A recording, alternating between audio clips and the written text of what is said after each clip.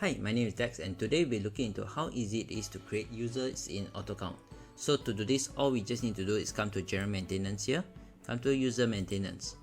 So what happens is, let's say we want to create a new ID, we just press New. And then here we say we want to create a new ID and a password. So let's say this example we want to create a user ID called sales2. And the password we want to make it a simple password 1234 1234. Users can also set whether the password expires or not. So what happens is, another feature in AutoCount is that you can actually filter by created user.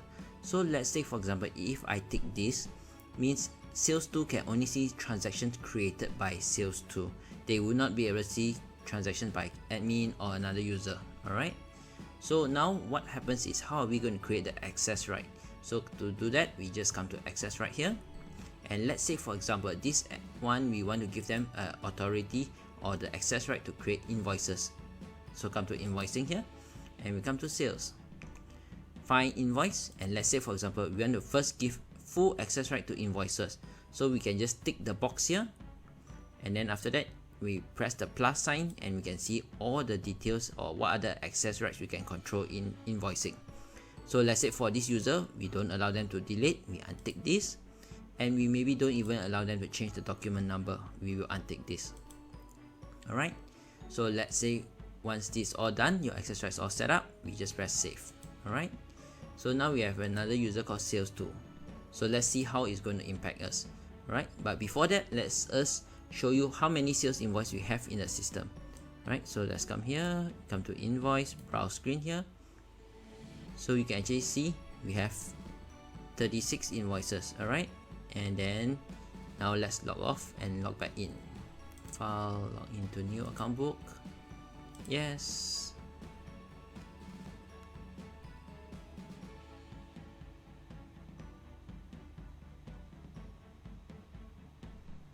So let's key in the user ID, sales2, password 1234.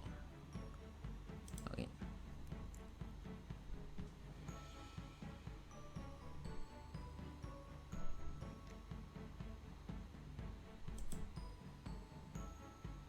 Okay, so first thing you can realize is actually the dashboard has only one button that is invoice compared to just now. Alright, so let's go to the browse screen here. The browse screen will not show you any invoice because those invoices were not created by sales2. So let's say we create a new invoice here. Now new.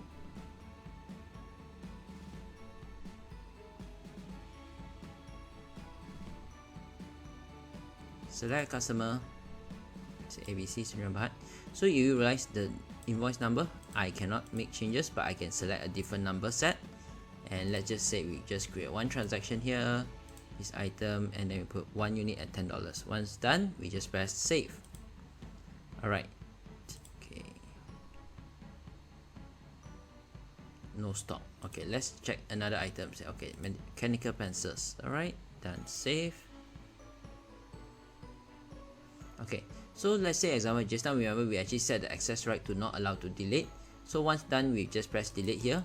The system will actually deny the user. Alright. Alright, so this is actually the first part of how we actually can manage users in AutoCount. Do like and subscribe to be notified when we release new videos. Thank you.